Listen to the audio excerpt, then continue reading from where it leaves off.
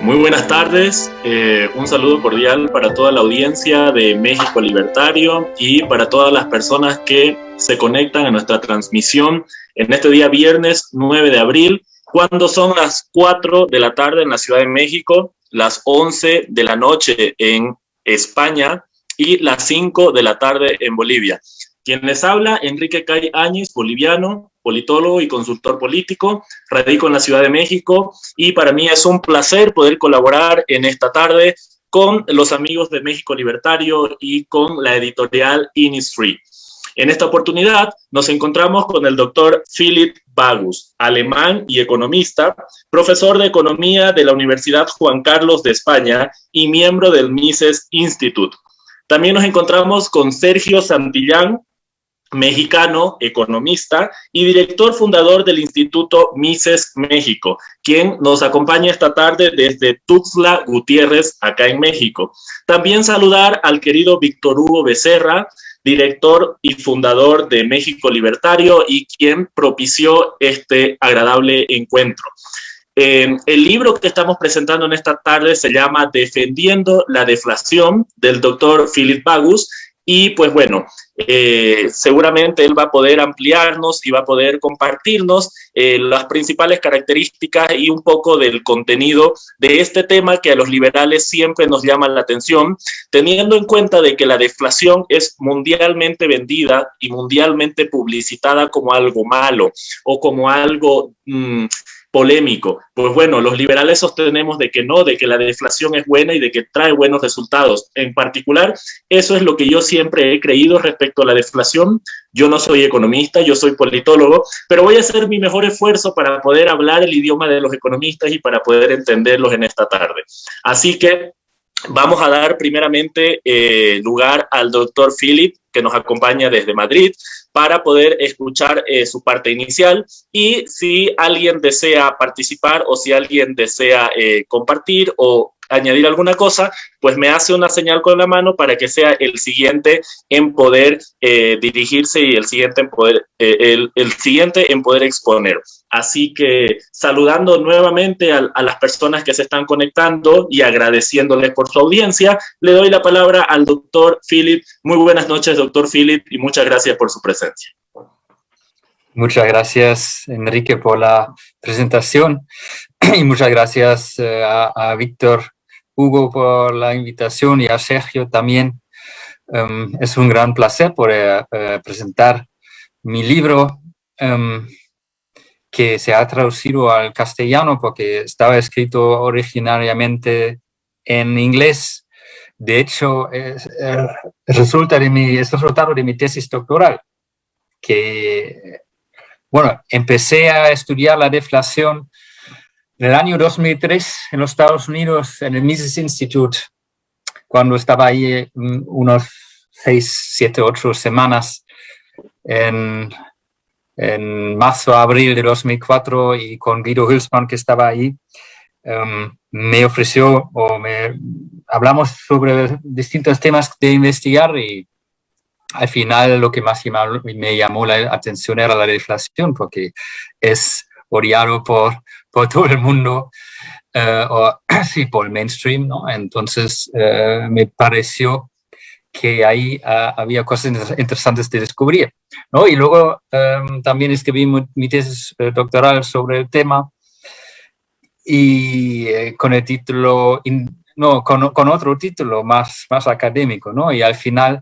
lo publiqué unos años después, porque siempre hay cosas intermedias que te distraen, pero luego lo publico como libro, lo reviso otra vez y lo publico en 2014 con el nombre In Defense of Deflation. Y el año pasado me sorprendió Oliver de Innisfree de que lo estaban traduciendo.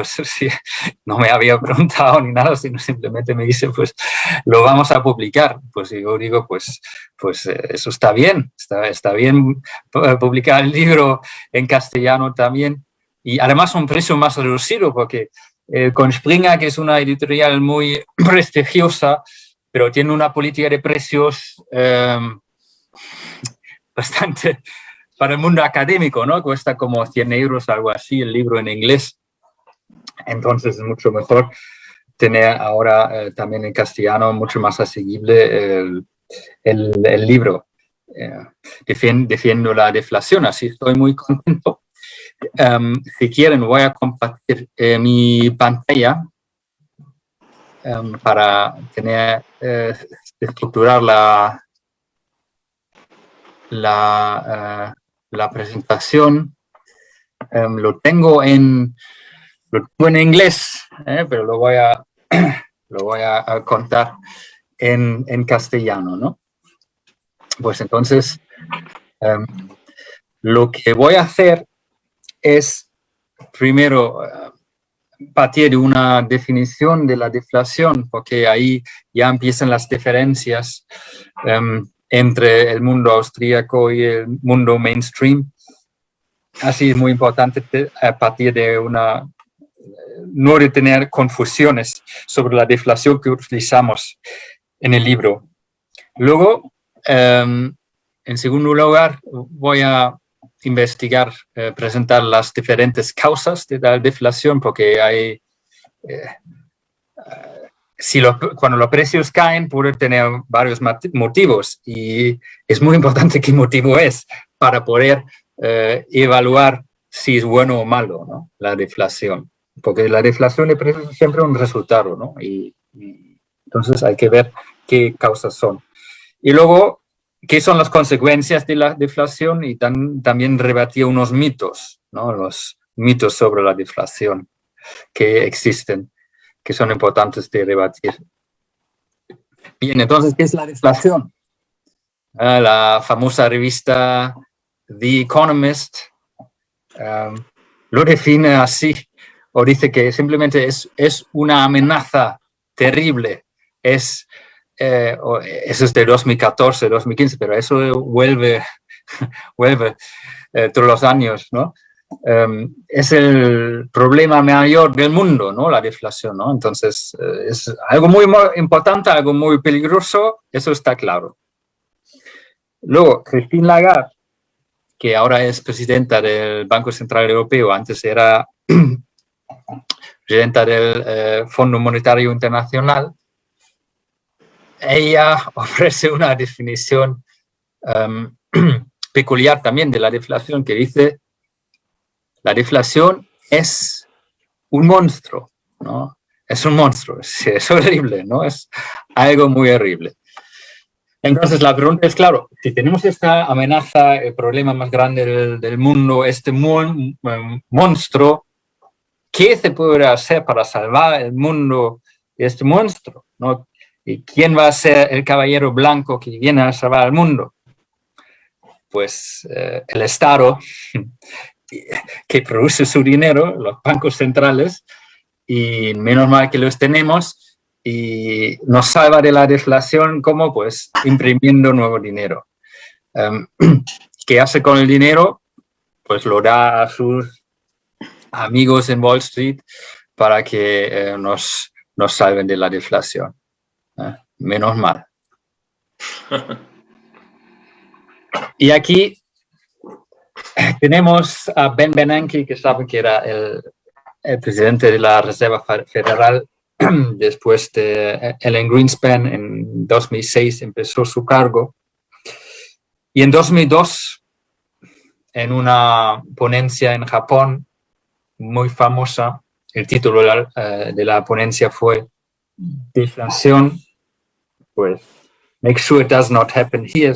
Si quiere decir, vamos a asegurar que no pasa aquí, ¿no? La deflación. Y él dice, pues, el gobierno de los Estados Unidos tiene una tecnología que se llama, pues, imprenta, máquina de imprenta, que nos permite producir tantos dólares como deseamos a coste cero. Y con esto podemos prevenir que la deflación, pues, pase, ¿no? Y eso es la ideología a que nos enfrentamos. La deflación siempre es como excusa para justificar más inflación, la producción de más dinero por parte de los bancos centrales. En la zona euro también, ¿sí? cada 2 años se repite la misma narrativa, el mismo mantra. Estamos en una zona peligrosa, cerca de la deflación. Por eso tenemos que seguir con nuestra política monetaria expansiva, ¿no? Se justifica siempre producir nuevo dinero, y este nuevo dinero pues reciben los gobiernos y la gente conectada con ellos. Y también el argumento es que la deflación es tan horrible, debemos tener cierta distancia con ella, ¿no?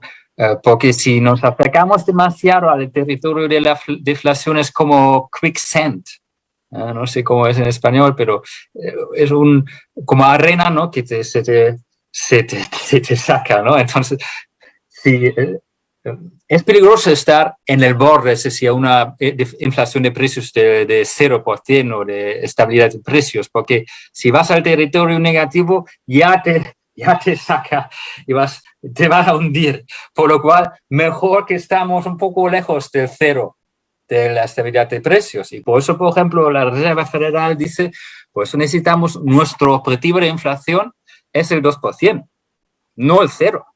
¿Por qué no el 0? Se pregunta. Pues la respuesta es eso, la deflación es tan horrible, entonces si nos equivocamos un poco y vamos al territorio negativo, ya nos hundimos, ¿no? El Banco Central Europeo también tiene como objetivo inflación de por debajo, pero cerca del 2%, para tener este margen, ¿no? Bien, entonces, es la justificación, la deflación, para producir nuevo dinero para rescatar al sistema bancario, a gobiernos en la zona euro, por ejemplo, o otros agentes sobreendeudados. La definición ahora científica, pues el mainstream utiliza la deflación, dice que la deflación es una caída general en los precios, mientras que los austríacos distinguen entre la deflación de precios y deflación en seca o deflación monetaria. Los austríacos normalmente también definen, siguiendo a Mises, la inflación como un incremento de la masa monetaria, por lo cual la deflación sería una disminución de la masa monetaria. Yo en esta presentación y en el libro, pues utilizo la definición de deflación de precios. ¿Por qué? Porque justamente eso es lo que el mainstream dice que es malo. El mainstream dice que no solo la deflación monetaria es malo, la disminución de la masa monetaria es mala, no. Dicen que si los precios caen, eso es malo, independientemente de la causa. Y hay otras causas aparte de la disminución de la masa monetaria. Por lo cual, si queremos defender la deflación, pues hay que defender la deflación de precios, porque es la deflación de precios que utilizan los bancos centrales como excusa para justificar su inflación de la masa monetaria, ¿no? Bien, entonces, enseguida vamos a analizar las causas de la deflación de precios, ¿no? Y una causa muy buena, que es la deflación por un crecimiento, ¿no? Por un crecimiento económico, cuando se producen más bienes y servicios, por incrementos de la productividad, por acumulación de capital, innovaciones o un incremento en la división de trabajo, la globalización, un incremento en la división de trabajo a nivel mundial, pues si no incrementa la masa monetaria, pues el resultado es que hay cada vez más bienes y servicios con la misma masa monetaria, por lo cual hay una tendencia que caen los precios. Y es el resultado más natural en una economía de mercado. Cuando hay un dinero sano, un dinero privado, la tendencia secular sería pues que los precios a lo largo caen porque hay un crecimiento económico y eso no es malo, eso es bueno, eso permite dar un dividendo a toda la población en forma de una caída de los precios, en forma de un incremento del poder adquisitivo. La productividad y los incrementos en la productividad benefician a todos en forma de una caída de los precios. Y eso ha pasado en un periodo muy largo, por ejemplo, en el siglo XIX, cuando teníamos el patrón oro, y estudio en el libro, en un capítulo, estudio intensamente el periodo después de la Guerra Civil en los Estados Unidos, 1865 hasta 1896, que tenemos 31 años con una deflación de precios, con varias causas, pero una causa era un crecimiento económico prácticamente impensable hoy, con nuestras economías tan intervenidas de hoy, sería impensable, pero un crecimiento constante de medio de 3 o 4%. Y por media también los precios cayeron 3 o 4% durante 30 años. Y había años de que subían los precios porque también era un sistema con banca con reserva fraccionaria, y había ciclos, es decir, unos años subieron los precios y otros cayeron, pero en la media pues cayeron 3 o 4% al año. Y eso era malo. Eso impidió el crecimiento económico. No, todo lo contrario, era el resultado del crecimiento económico, ¿no? No hizo imposible el crecimiento económico, ¿no? Era la causa. Pues eso es crecimiento económico, ahí ya viene el monstruo. Lo primero, el segundo es un incremento en la demanda del dinero, o atesoramiento del dinero, que puede haber por varias razones. Tenemos un dinero mercancía, el oro, el patrón oro, por ejemplo. Podría ser que la demanda industrial del oro aumenta porque la gente empieza a valorar subjetivamente más el oro en relación con otros bienes y servicios, a lo mejor la plata, ¿no? Le gustan más las joyas de oro que la de plata, entonces dejan de comprar plata y compran más joyas de oro, por lo cual la demanda del oro incrementa, pero no para su uso monetario, sino para la demanda industrial, y eso también lleva a un incremento del poder adquisitivo, ¿no? Otra razón por que puede incrementar la demanda monetaria es que la calidad del dinero incrementa, ¿no? Y he escrito también sobre este tema,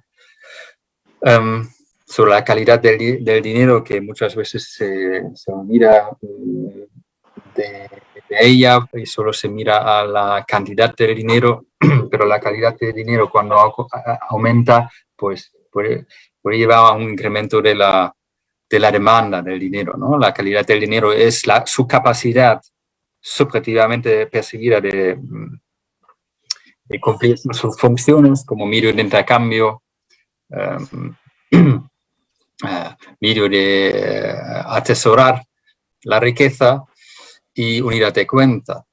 Y puede cambiar la calidad sin que cambie la cantidad al mismo tiempo. Hay muchos ejemplos. Uno, por ejemplo, es cuando se ha suspendido el reembolso en metálico, en oro, y luego se vuelve a pagar en oro, ¿no? En este momento aumenta la calidad del dinero, porque un segundo antes tú no podrías ir con tus dólares a tu banco o al Banco Central a recibir oro, y cuando se vuelve al reembolso en oro ya lo puedes hacer, ¿no? Entonces cambia la calidad, algo que no era respaldado por oro, ahora sí es respaldado de oro. Antes solo había la expectativa que algún día se iba a volver a ser respaldado. Y eso pasó también después de la guerra civil en Estados Unidos. Como entró las guerras, pues suspendieron el reembolso en oro en la guerra civil, la guerra de la sucesión, o la guerra de la agresión noruega, como se llama también. Suspendieron el reembolso en oro y solo los años, más que 20 años después, ¿ya? O 20 años después, volvieron al oro. Por eso se llaman greenbacks. De este momento, de esta época viene el nombre de greenbacks, porque decían los dólares eran con... atrás era verde, entonces no estaban respaldados ya back, ¿no? Respaldado back de oro, sino simplemente de tinta verde, ¿no? Pero claro, la idea era siempre de se iba a volver al reembolso en oro, ¿no? Y claro, eso es un incremento en la calidad cuando se vuelve, ¿no?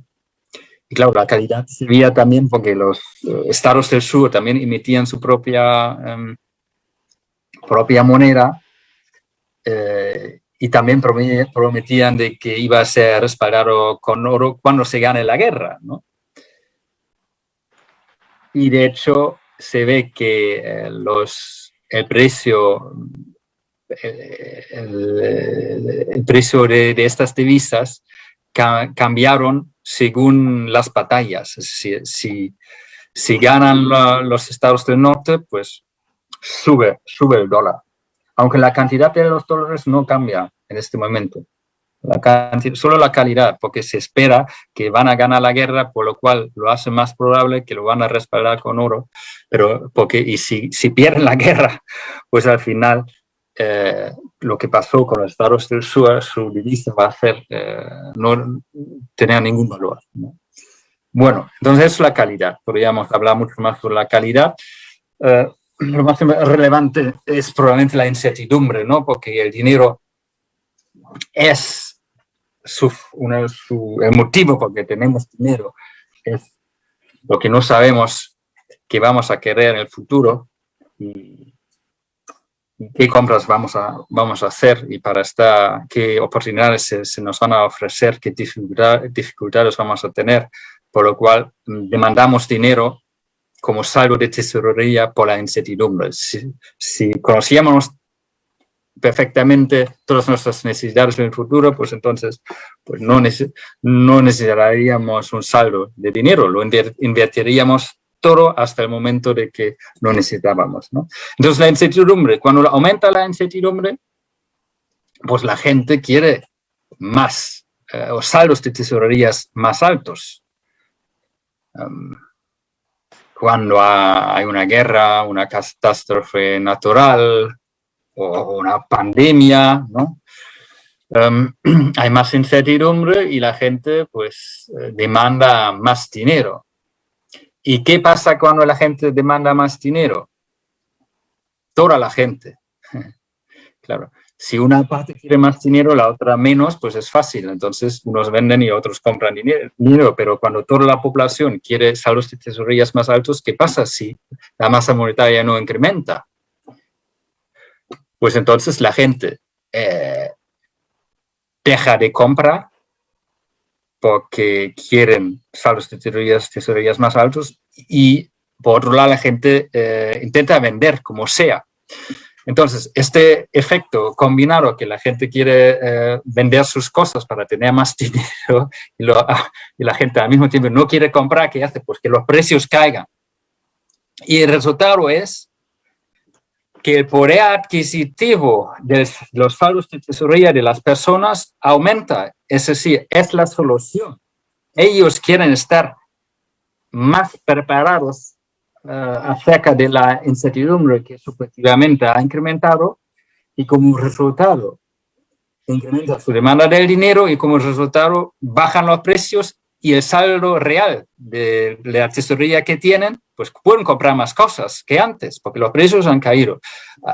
Es decir, ahí la deflación obviamente también no es un problema, sino es la solución de un problema, que era que la incertidumbre ha incrementado y la gente demanda saldos de tesorería más altos, ¿no? Porque lo importante no es ese saldo de tesorería nominal, ¿no? Sino es importante lo que puedo comprar con él, ¿no? Y bueno, la especulación también, si creo que el poder adquisitivo del dinero va a subir en el futuro, pues lo puedo especular y demandarlo ya. Y eso es muy importante en el proceso de la evolución del dinero, ¿no? Porque la gente ahí puede comprar un medio de intercambio porque cree que se va a convertir en dinero. Y el poder adquisitivo de este dinero va incrementando. De hecho, digo en el libro que todo el dinero nace en un proceso deflacionario, donde el poder adquisitivo de este medio de intercambio está incrementando. Por lo cual está en contra de la deflación, está en contra del dinero, porque sin deflación, sin un proceso deflacionario no podría existir el dinero. El dinero nace en un proceso deflacionario, ¿no? Y los que se dan bien con medios como la demanda especulativa en Bitcoin, ¿no? Que hay personas que creen que Bitcoin se va a convertir en dinero y demandan Bitcoin por eso, y por eso el poder adquisitivo ahí o el precio de Bitcoin aumenta, ¿no? Es decir, esta demanda especulativa también es relevante. Bien, entonces tenemos estos primeros dos: crecimiento económico, aumento de la demanda de dinero, y luego hay la contracción crediticia. Ahí sí tenemos una disminución de la masa monetaria, es decir, deflación monetaria en el sentido estricto. Y eso pasa después de un auge artificial, ¿no? En la teoría austríaca del ciclo económico, el sistema con reserva fraccionaria expande los créditos y los tipos de interés bajan debajo del nivel que hubieran obtenido, lo que hace que en proyectos de inversión parecen rentables que que solo estarían rentables si hubiera más ahorro real y un auge artificial, y luego hay unas malas inversiones que tarde o temprano hay que liquidarlos, y cuando se liquidan, pues entonces los bancos tienen unas pérdidas, y cuando tienen los bancos unas pérdidas,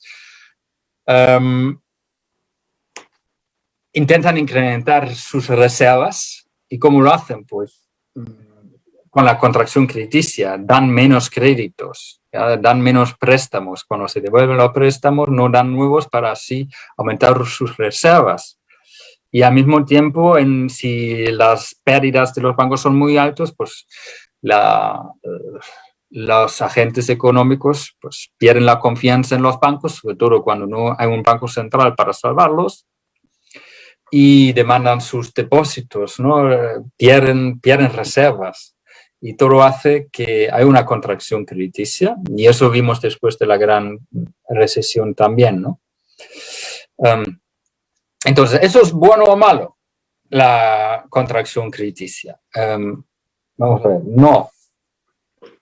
En primer lugar, en un mercado libre no existiera, porque el mercado libre, donde se defienden los derechos de propiedad y los principios generales de derecho, no hubiera este auge artificial con la expansión crediticia. Y la contracción crediticia es simplemente una reacción sana hacia la agresión de la expansión crediticia, del auge artificial. La recesión es donde se está saneando el sistema, cuando se está apagando las malas inversiones. De hecho, la contracción crediticia hace que se liquiden más rápido estas malas inversiones. La alternativa es inyectar nuevo dinero manteniendo artificialmente vivo estas malas inversiones. Y estas esta contracción crediticia, por eso puede acelerar la recuperación, porque elimina las malas inversiones. Y puede fomentar también el ahorro, porque lleva a contracción crediticia, está relacionado con tipos de interés más altos, que lleva a la gente a ahorrar más. Y como la crisis viene por una falta de los ahorros reales, esta brecha entre los proyectos emprendidos y los ahorros reales se está reduciendo cuando la gente ahorra más, ¿no?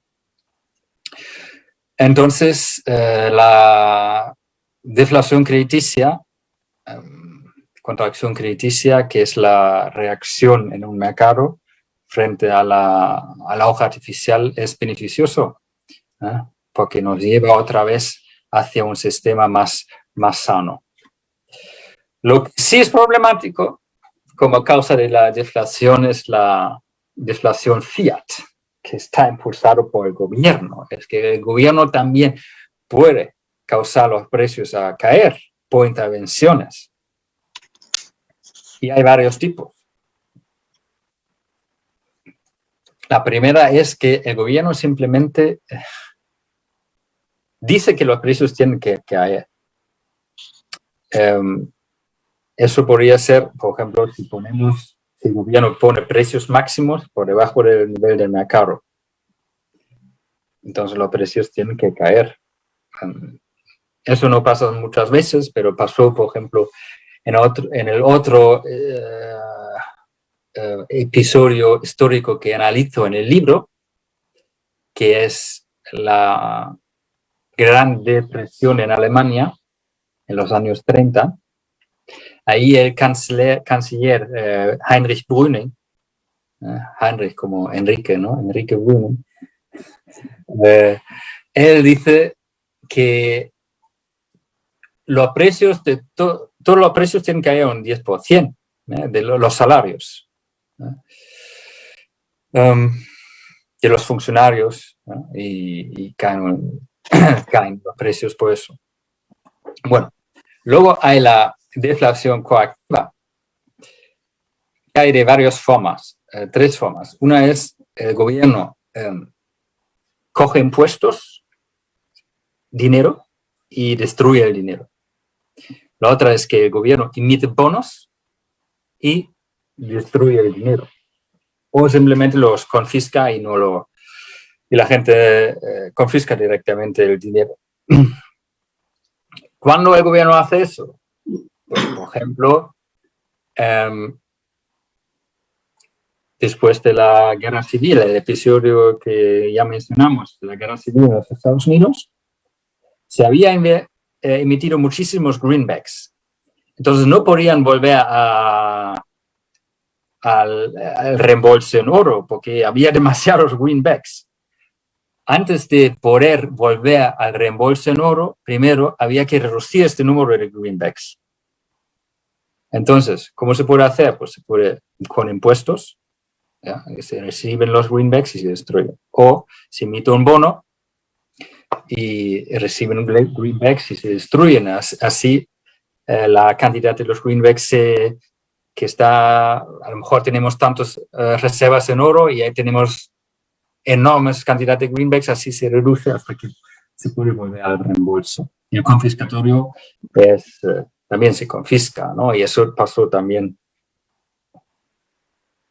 recientemente en Europa, por ejemplo, cuando Grecia en 2015, el gobierno básicamente confiscó gran cantidad de los euros de los griegos, porque los griegos estaban sacando los euros de sus bancos en efectivo o intentando mandarlo a otros países, dado que pensaban que Grecia podía salir el euro, lo estaban mandando a bancos en Alemania.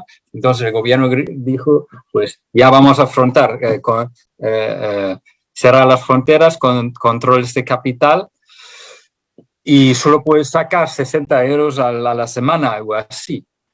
El resto no se podía utilizar. Confiscarlo temporalmente el dinero. Entonces, se reduce temporalmente la cantidad de dinero que se puede utilizar. Y claro, eso lleva a la deflación de precios. Por último, la legal tender, la deflación de legal tender, que es cuando el gobierno declara un dinero como medio de cambio legal. Así puede desmonetizar otros medios de intercambio, ¿no? Y eso es relevante, por ejemplo, cuando tenemos un estándar bimetálico, oro y plata, por ejemplo, y el gobierno impone un intercambio oficial entre oro y plata que hace que uno de los dos desaparece de la circulación. Ya no se utiliza como dinero, se atesora.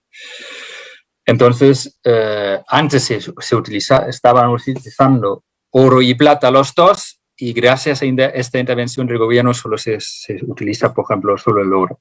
El otro se queda fuera, ¿no? Algo también que pasó en los Estados Unidos. Bien, entonces, esta deflación de precios causados por el gobierno se podría decir que es malo, pero no porque los precios caen, sino porque la causa no es una causa voluntaria en el mercado, como en los otros, el crecimiento económico o incremento de la demanda de dinero o, bueno, algo intermedio, es una reacción del mercado a una intervención, unos privilegios a los bancos que lleva al ciclo económico y la recesión y la contracción. Eso, cuando el gobierno hace una deflación fiat, se puede decir es malo porque está causado porque se está utilizando la coacción gubernamental y como resultado los precios caen. Entonces, los otros es bueno, ¿no? Es el mercado, es el resultado del mercado, que hay que defenderlo. Bien, vamos a las consecuencias y mitos. La deflación es una caída de los precios, ¿no? Entonces, ¿un precio qué es? Una relación histórica de intercambio. Sí, hay dos partes en un precio, uno que da y otro que recibe, es decir, un vendedor y un comprador. ¿Y el comprador qué quiere? Pues precios más bajos. ¿Y el vendedor qué quiere? Pues precios más altos. Entonces, una deflación de precios que si ahora abstraemos de la causa, no sabemos la causa, solo sabemos que los precios caen. Pues, ¿eso es malo para todo el mundo? No. Para los compradores es bueno, para los vendedores es malo. Pero todos somos, y en cada intercambio hay un comprador y un vendedor, ¿no? Simplemente es una redistribución de una pata a la otra. No es malo para toda la economía, es buena para una pata y malo para la otra. Y todos somos compradores y vendedores. Compramos, pues, comida, servicios, coches, y vendemos nuestro trabajo, vendemos también bienes, ¿no? Podemos vender coches usados o lo que sea. Entonces somos compradores y vendedores. Entonces, si los precios caen, no podemos decir que es malo para todos. Depende. Si los precios de las cosas que compro caen más rápido que el precio de las cosas y servicios que vendo, pues me beneficio de la deflación. Y al revés, si el precio de las cosas que compro caen más lento que el precio de las cosas que vendo, pues entonces soy el perdedor, ¿no? Entonces, desde el punto de vista agregado de la economía en general, no se puede decir que es malo, porque simplemente hay una redistribución. Unos ganan, otros pierden. Bien, y eso nos lleva a los mitos. Un mito es que cuando los precios caen, eso es malo para las empresas. Pues no, porque hay precios de compra que se llaman costes y precios de venta, ¿no? Y pueden caer los dos, ¿no? Los costes de la empresa caen y los precios de la venta también. Y si tenemos en el año 1 unos ingresos de 1 millón que caen a la mitad en el año 2 y tenemos en el año 1 costes de 800.000 y lo caen a la mitad en el año 2, 400.000, pues la empresa está igual en términos relativos. Está igual, no está peor. Tiene la misma, mismo tasa de beneficio. Y con los beneficios puede comprar las mismas cosas, porque el precio de las cosas ha caído, ¿no? Entonces, los beneficios siempre son una diferencia entre el precio de la venta y el precio de la compra. Si los dos caen, pues este diferencial no necesariamente es más pequeña, puede ser más grande. Si los costes caen más rápido que los precios de la venta, pues eso es bueno para las empresas, ¿no? Porque los beneficios incrementan. El segundo mito, que es la expectativa de una deflación de precios, deprime el consumo y toda la economía, ¿no? La gente cree que los precios van a caer en el futuro, por eso no compra, no consume, por lo cual las empresas no venden, tienen pérdidas, echan trabajadores, ellos no pueden consumir, por lo cual los precios caen aún más y la gente lo ve y espera que los precios van a caer más. Y así sucesivamente. Nunca consumen hasta que se mueren de inanición. Bueno, eso es el argumento, ¿no? Que se escucha mucho. ¿Qué es el problema con este argumento? Bueno, aunque es básicamente la preferencia temporal. Preferimos consumir o conseguir nuestros fines antes que después o cuanto antes. Si yo sé que los precios de la gasolina, o yo espero, no es mi expectativa, la gasolina en un año va a ser un 10% más barato. Eso quiere decir que no voy a echar gasolina durante un año porque yo creo que va a ser 10% más barato el año que viene. No, porque tengo la preferencia temporal. Prefiero llevar a mis hijos este año al colegio en vez de solo el año que viene, porque va a ser 10% más barato, ¿no? Y lo vemos también en el sector tecnológico, ¿no? En el sector tecnológico tenemos básicamente expectativas deflacionarias, porque pensamos que los precios van a caer, los precios de, no sé, de llamar por teléfono o los precios de los móviles, o lo que es lo mismo que la calidad incrementa, ¿no? Yo por la misma cantidad de dinero, el año que viene puedo comprar un móvil mejor, ¿no? Que es lo mismo decir que con el móvil de este año, el año que viene, pues lo voy a poder comprar más barato, porque va a haber nuevos modelos y los antiguos lo puedo conseguir más barato. ¿No? Lo sabemos todos. Y sabemos que el iPhone, no sé qué número es, el iPhone 13 va a ser mejor que el iPhone 12, ¿no? ¿Y por qué hay colas cuando sale el iPhone 12 y todos quieren ser los primeros que lo tienen? No, pues aunque existen esas expectativas deflacionarias, ¿no? Si fuese de verdad que las expectativas deflacionarias sean malas y llevan a una depresión, el sector tecnológico tendría que ser el sector más deprimido de toda la economía, donde nadie quiere invertir, nadie, porque se sabe que los precios van a caer. ¿Y cuál es el sector donde más se invierte? Pues el sector tecnológico. Y de hecho, por eso caen los precios. Porque hay tanta innovación, tanto dinero invertido, que la productividad aumenta tanto y los precios caen. Y hay muchísimos beneficios se hacen ahí, aunque los precios caen. ¿Por qué? Porque venden más nuevos productos. Bueno, entonces, esto de que la expectativa de una caída de los precios no deprime la economía.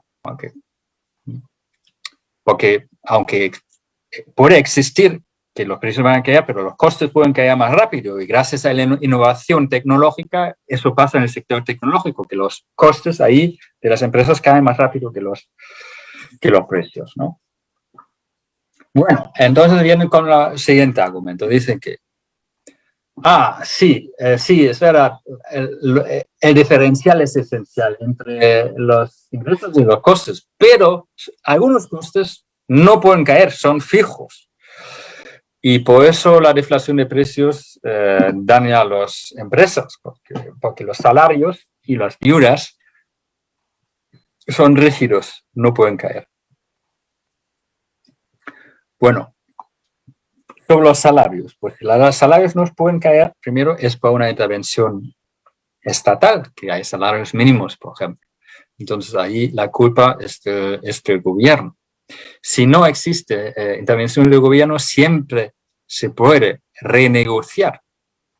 Se puede decir al trabajador, pues vamos a ver, los precios están cayendo, es decir, tu poder adquisitivo está aumentando. Tenemos un contrato de 2 años a este salario, pero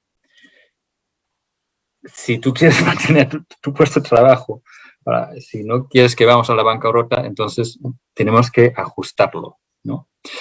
Y de hecho, todos los agentes económicos hacen una expectativa de cómo va un trabajador cuando hace un contrato de trabajo. Él tiene una expectativa, cómo va a ser el poder adquisitivo en el futuro. Y según esta expectativa o las dos partes, el empresario también, según ellos, estas expectativas de los dos van a llegar a un acuerdo o no. Y si una de las dos partes se equivoca sobre el poder adquisitivo, el futuro, la evolución, pues va a tener pérdidas. Y la otra puede tener ganancias. Pero es independiente del panorama general. Si los precios suben, quedan constantes o bajan, ¿no? Si también en un ambiente inflacionario, cuando los precios están subiendo, el trabajador podría pedir un precio demasiado alto. Y cuando los precios bajan, van a bajar también. Es decir, independiente del nivel general, la evolución del nivel general de los precios, siempre se puede equivocar y pedir un precio, un salario, por ejemplo, demasiado alto. Bien, entonces, y los sindicatos tienen la capacidad, si tienen privilegios del gobierno, tienen la capacidad de subir los salarios por encima del nivel de mercado, causando desempleo en todo el escenario. Lo pueden hacer cuando los precios suben. Si tienen privilegios, pueden conseguir salarios tan altos que hay desempleo involuntario, cuando precios son constantes y cuando caen los precios. Es decir, eso es independiente del nivel general de los precios, la evolución. Bueno, luego las deudas, pues ahí, si yo tengo una deuda que tengo que pagar nominalmente, si tengo que pagar $1,000 por el piso que he comprado y mis ingresos son 3,000, y luego hay una deflación de precios y mi salario baja al 2,000, pero tengo los mismos. Bueno, eso simplemente también es una redistribución de los deudores a los acreedores, porque el acreedor recibe también $1,000 el siguiente año, pero puedo comprar mucho más cosas que antes. Él gana, yo pierdo. Si no es malo para la economía en general, es malo para los acreedores, para los deudores, pero bueno para los acreedores, no para todos. Es simplemente una redistribución. Y claro, todos tenemos expectativas y se puede equivocar y aceptar. Y lo que son buenos empresarios aciertan. Bueno, y ahí el último argumento ahora que tienen es, sí, pero ¿qué pasa si es tan alto que la empresa quiebra? Es decir, la empresa tiene unas deudas nominales y los precios del producto que venden baja y no puede pagar las deudas y quiebra. ¿No sería malo para las empresas entonces? Ahí hay que decir varias cosas. La primera es, aunque quiebra la empresa, es también una redistribución. La fábrica, por ejemplo, es una fábrica que quiebra. La fábrica no desaparece cuando quiebra la empresa. Los trabajadores no desaparecen, las máquinas no desaparecen. Si el modelo de negocio es bueno, es válido, y solo ha quebrado por estas deudas nominales, entonces los acreedores que van a ser los nuevos dueños de la fábrica porque quiebra la empresa y los acreedores se quedan con los activos, ¿no? Se quedan con la fábrica, con las máquinas.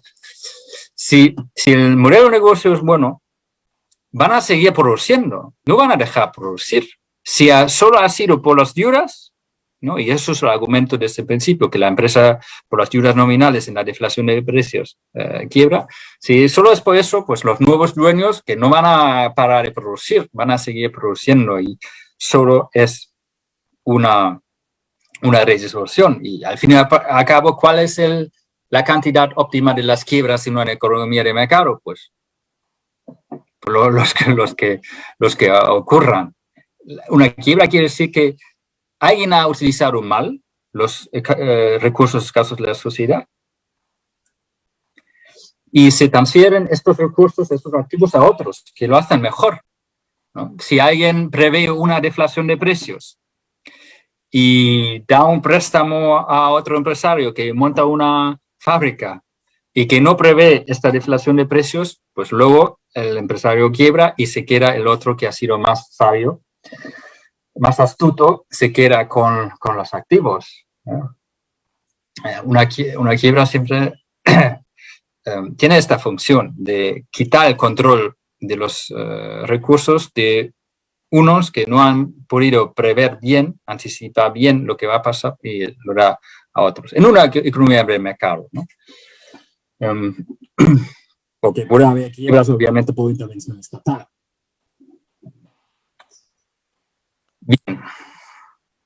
Por último, quiero hablar sobre una cosa que es el sesgo antideflacionario que existe, esta aversión, este miedo frente a la deflación, ¿de dónde viene, no? Después de haber estudiado esto de que la deflación de precios al final simplemente es una redistribución, no es malo para todos, entonces, ¿por qué la gente en general y los políticos y los medios tienen tanto miedo a la deflación y menos a la inflación? ¿No? Por eso quieren los bancos centrales, tienen su objetivo de 2% de inflación y no de 0%, porque temen más la deflación que la inflación. ¿Y cuál es la explicación? Pues los que pierden una deflación, que son los deudores. ¿Y quiénes son los deudores? El deudor más grande, con diferencia en la economía, ¿qué es? Pues el Estado. Gobierno. Claro, el gobierno. El gobierno. Entonces, el gobierno va a estar en contra de la deflación, porque sus deudas nominales son fijos y luego si bajan los precios tienen menos impuestos y entonces pierden poder efectivo, ¿no? ¿Y quién tiene más problemas en una deflación? Pues el sistema bancario. Tenemos un sistema tan sobreendeudado de que si caen unas empresas, pues fácilmente cae el sistema bancario, que es muy inestable con la reserva fraccionaria y muy endeudado también, con poco equity, con poco capital propio, ¿no? Entonces, y las grandes empresas, las grandes corporaciones también, que están muy endeudados. Ellos, pues,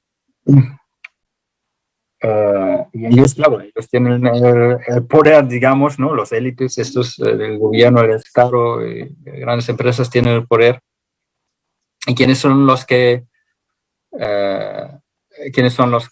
pierden en una inflación? Los que pierden en una inflación son todos que utilizan el dinero, porque el poder adquisitivo es cada vez menos. Entonces ahí vemos una diferencia de que en una deflación las pérdidas son más concentradas en los grandes jugadores, digamos. Y ellos son grupos de presión muy grandes o forman parte del Estado o están muy conectados con el Estado y defienden sus intereses. Y los que pierden una inflación, que son todos nosotros que utilizamos el dinero, pues, ¿quién nos defiende? Pues no hay ningún grupo de interés, ningún lobby que defiende al usuario del dinero. Y otra razón por qué se teme más la deflación que la inflación es porque la redistribución en la deflación, cuando toma la forma de quiebras, ¿ya? Es muy visible, ¿no? Quiebra una empresa, pues se ve.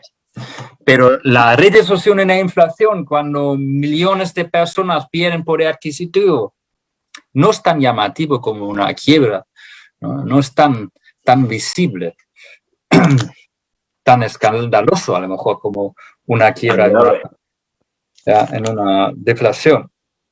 Entonces, esas son un poco también las razones psicológicas. También se suele asociar la deflación con la Gran Depresión, ¿no? Que aunque había muchos otros periodos donde ha habido deflación de precios, pero en la memoria colectiva se asocia la Gran Depresión con deflación y es una contracción crediticia que solo es la consecuencia de la inflación anterior, pero se asocia, ¿no? Entonces, todo esto puede explicar por qué hay esta mala prensa de la deflación. Y por último, claro, ¿quién se beneficia de la medicina contra la deflación? Pues los élites, el establishment, ¿sí? El gobierno, que está muy endeudado, y también la banca, que produce nuevo dinero, y también lo que recibe el nuevo dinero primero.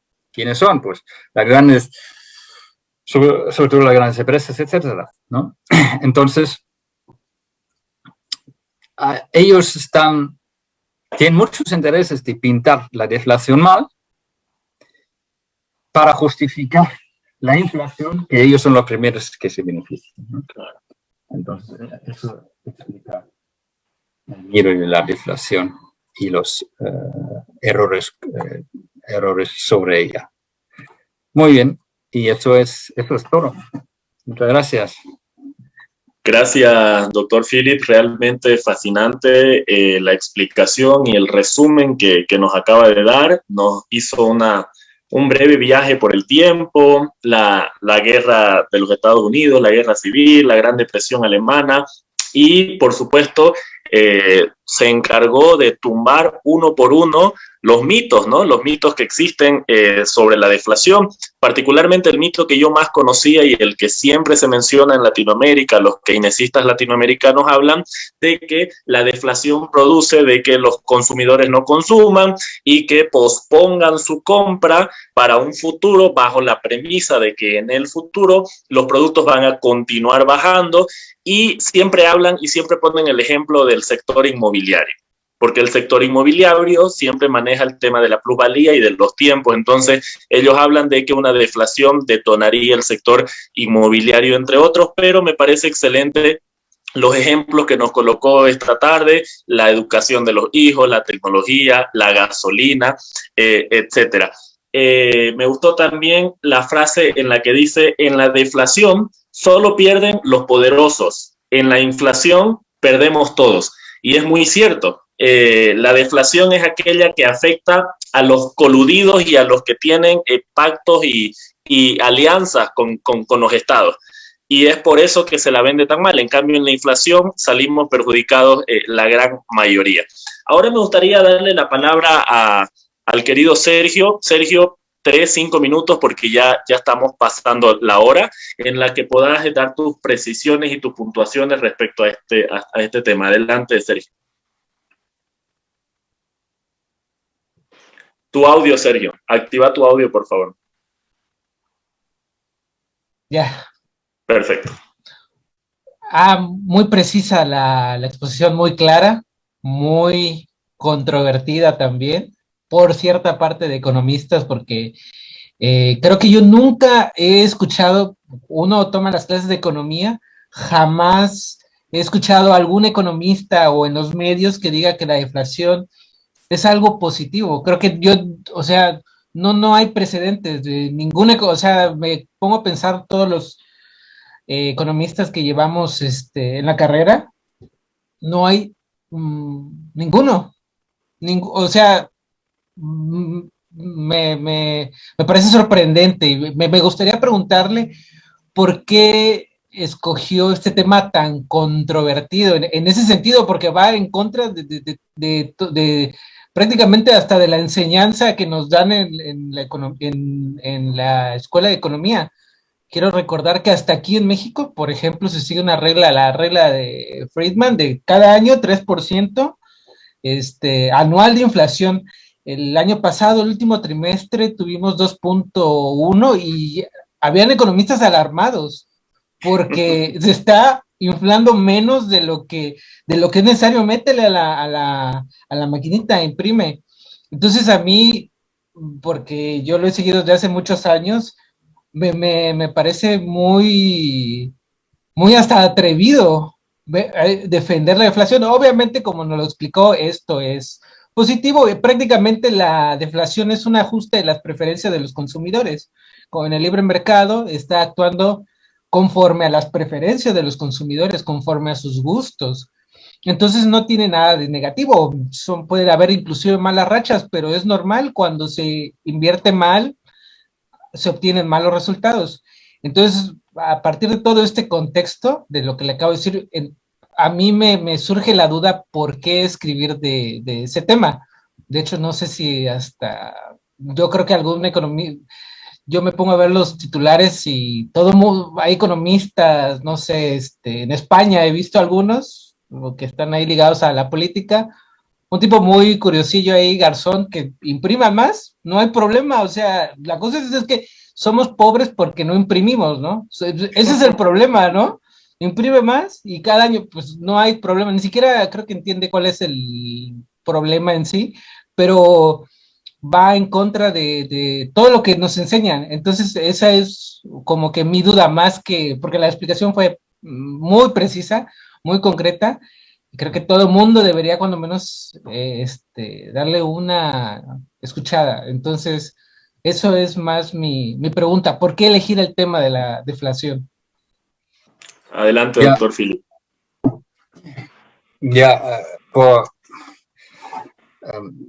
Básicamente dos razones. La primera es lo que más me llama en la economía son los temas monetarios.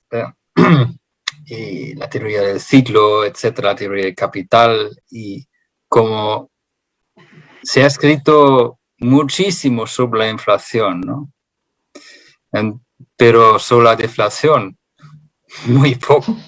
Claro, también porque vivimos desde la Segunda Guerra Mundial, básicamente, en el mundo donde tenemos una eterna inflación, ¿no? Entonces, una razón por que yo elegí el tema porque estaba muy poco escrito, ¿no? Y la otra es que la inflación es tan mala, en mi opinión, por la redistribución injusta que implica, ¿no? Y que lleva a más desigualdad en la sociedad, redistribuye de abajo hacia arriba. lleva a unos también cambios culturales por el sobreendeudamiento que tenemos, y el dinero es tan importante porque estamos tan sobreendeudados y no podemos salir de esta dinámica, porque si no nos endeudamos para comprar un piso o algo, pues cada vez va a ser más caro, y los otros que sí se endeudan con dinero creado de la nada lo compran el piso que queríamos y estábamos ahí ahorrando debajo del colchón, pero este dinero ya no vale nada, entonces no, ahorrar nada, pues endeudarse. Entonces todos nos endeudamos y luego somos como esclavos del sistema, en el sentido de que nos hacemos parte de él, porque una vez que estamos endeudados queremos que siga la política monetaria expansiva, queremos tipos de interés bajos. Por ejemplo, si hemos cogido una hipoteca con tipo de interés variable, pues entonces es como una corrupción colectiva, ¿no? Que no queremos que los tipos de interés son más altos y que queremos el Euribor o lo que sea el tipo de interés que queremos bajo, y hacemos aliados. Entonces el sistema es de la inflación y luego lleva a los ciclos económicos, que lleva a malas inversiones y luego a la recesión con desempleo, tragedias familiares, etcétera, por la pobreza y el desempleo. Y hace crecer, la inflación hace crecer el estado y el estado del bienestar. Cuando ustedes miren cómo ha crecido el estado del bienestar después del fin del patrón oro en 1971, es impresionante, ¿no? Gracias a la inflación y así poder endeudarse más los estados, han podido obtener mucho más poder, ¿no? Entonces, la pregunta es, ¿cómo justifican esta inflación? Pues una parte es porque dicen que aún la deflación es tan mala, ¿no? Entonces, la idea es, si se puede mostrar que la deflación no es mala, sino si cuando es un resultado en el mercado, que no hay ningún problema en el mercado libre, es la solución de un problema o la consecuencia de algo bueno, que es el crecimiento económico. Si se puede demostrar que todos estos mitos falsos son errores, entonces se quedan sin justificación para su inflación. Y pierden, por ejemplo, el miedo también en el patrón oro, porque muchas veces, cuando también con economistas he discutido, pues, famosos, ¿no? Y dicen, el patrón oro no, porque ahí la masa monetaria no puede crecer tan rápido como la productividad. ¿Y por qué quieren esto, que la masa monetaria aumenta al menos tan rápido como la productividad? Porque creen que si caen los precios, eso sería fatal, eso sería muy malo. Entonces creen que eso no sería posible porque había una deflación de precios, ¿no? Entonces, cuando se puede acabar con todos estos mitos, pues se puede volver a un sistema monetario mucho más sano y una sociedad más libre. Doctor Philip, me parece interesante cuando nos menciona de que la propia expresidenta del Banco Mundial o exdirectora del Banco Mundial, Christine, dice que la deflación es un monstruo. Pues bueno, yo creo que esa es la motivación perfecta que lo llevó a escribir sobre este libro, doctor Philip, porque siempre nos gusta hablar sobre monstruos, siempre nos gusta hablar sobre mitología, entonces yo creo que este monstruo también merece ser abordado y merece ser entendido. Y algo interesante, su libro no se llama Entendiendo la deflación, su libro se llama Defendiendo la deflación. Entonces, evidentemente, usted, doctor, es un hombre polémico y es un hombre que le gusta generar conflicto, pero conflicto del bueno. Y ya para ir concluyendo, doctor Sergio y Víctor Hugo, me gustaría hacerle solamente una pregunta y muy puntual. ¿Conoce usted o podría darnos usted el ejemplo de alguna experiencia actual de deflación exitosa? Ya, como dije, vivimos sobre todo a partir de los años 70 en un mundo de inflación interna, ¿no? Y cuando en la zona euro era en 2014, y eso es también cuando salen estos artículos del Economist, y Christine Lagarde hace este comentario del monstruo. Ellos, en la zona euro, ellos querían imprimir dinero para comprar bonos de los estados, bonos públicos para salvar a Italia y estos países, ¿no? Y no había ninguna justificación para seguir con esto, ninguna. Y lo tomaron como estamos cerca de la deflación y por eso tenemos que seguir, porque eso sería horrible. Pero lo que se me ocurre más recién es, en los años 50, por ejemplo, en Alemania, con el gran milagro económico alemán, había varios años cuando a los precios han caído pues, el 3, 4, 5%.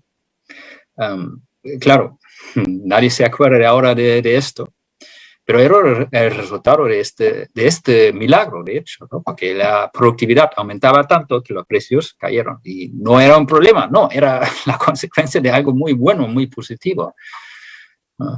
Y lo que pasa es que ya no tenemos economías tan dinámicas porque el Estado ha crecido tanto, el intervencionismo es tan alto que es difícil de crear tanto crecimiento.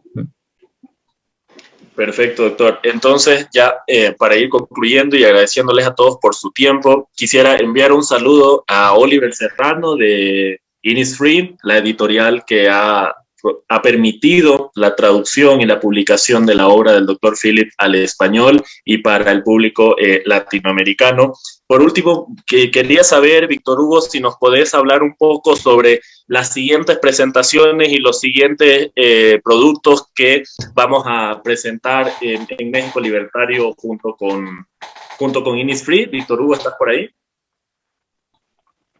Sí, aquí estoy. No tenía previsto hablar, pero con mucho gusto.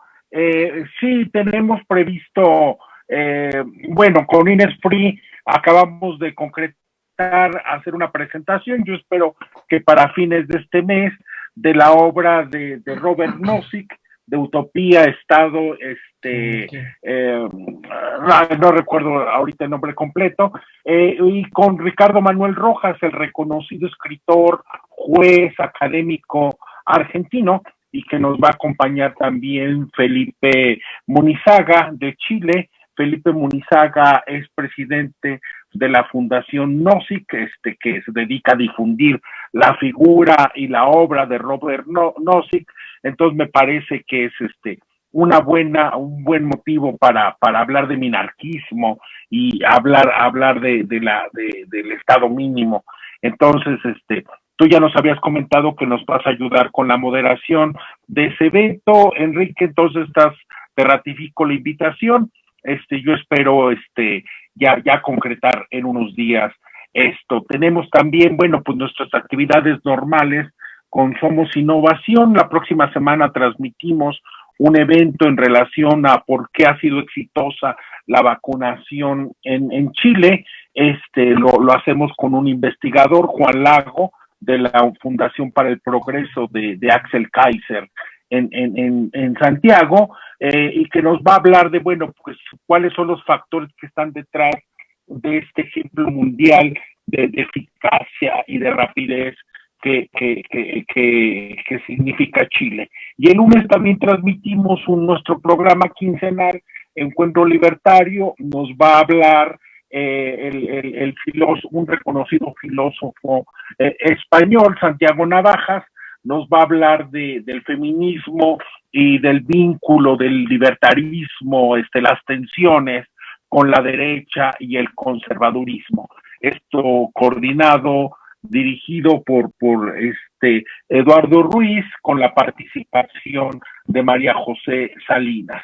Y venimos realizando una buena cantidad de eventos, realizamos varios a la semana, subimos muchos videos también a nuestro YouTube. Entonces, yo estoy seguro que va a haber muchas oportunidades. Con Innisfree También estamos hablando de algunas presentaciones en relación con paraísos fiscales, que me parece es un buen tema, con un investigador argentino residente en Estados Unidos, buen amigo nuestro, y que van a publicar varios libros Innisfree sobre el tema, y bueno, pues también todavía no está confirmado. Yo espero que pueda realizarse alguna presentación con Walter Block, que lo podamos tener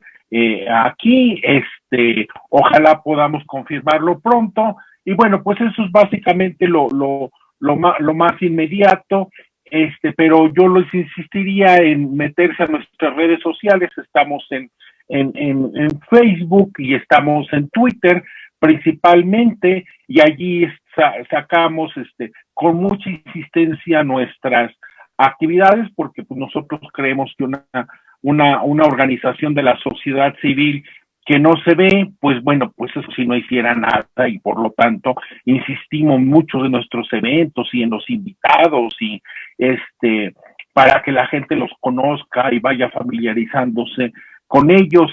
Teníamos también un canal en Instagram, pero me parece que ya perdimos la cuenta porque la persona que nos lo abrió con un número telefónico. Instagram, pues ahora ya no podemos recuperar la cuenta. Acabamos de abrir también un canal en Telegram, para dar ahí a conocer todos nuestros eventos, y también estamos allí en Telegram. Pues bueno, es básicamente lo que yo tendría que decir.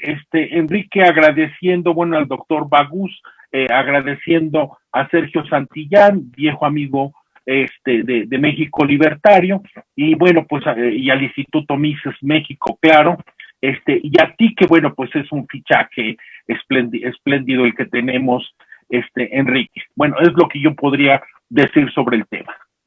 Te agradezco, Víctor Hugo, le agradezco nuevamente al doctor Philip, a Sergio y a Oliver Serrano de Innisfree, que nos permite hacer este encuentro y poder llegar al público liberal latinoamericano con un contenido y con un mensaje tan desafiante, tan polémico como la defensa del monstruo deflacionario. Quisiera concluir con una frase que dijo el doctor Philip y que en mi criterio define y resume todo lo que hemos hablado esta tarde. El doctor Philip dijo: todo el dinero nace en un proceso deflacionario. Por lo tanto, estar en contra de la deflación es estar en contra del dinero. Y yo no conozco a nadie que esté en contra del dinero. Los socialistas, es más, aman el dinero. Son los mayores amantes, los keynesianos y todos aquellos que condenan y que están en la vereda opuesta. Así que un saludo, doctor Philip. Ahorita le cedo la palabra para que se despida. Un saludo, Sergio. Un saludo, Víctor Hugo. Un saludo al público que nos siguió en esta tarde, que nos acompañó. Le pedimos que puedan compartir este contenido, que nos sigan en las redes, México Libertario, como decía Víctor Hugo Becerra, y pues que estén atentos a los siguientes eventos que se vienen en la defensa de la libertad. Doctor Philip, con usted, y cerramos esta tarde. Muchas gracias, Enrique, muy amable, ¿no? Ha sido un gran placer estar con ustedes esta noche y lo he disfrutado muchísimo, y espero que ha sido algo interesante. Perfecto, doctor Philip. Esperamos tenerlo pronto por estas tierras para escuchar y conocer su obra en persona. Sergio, ¿te gustaría despedirte rápidamente? Muchas gracias por la invitación.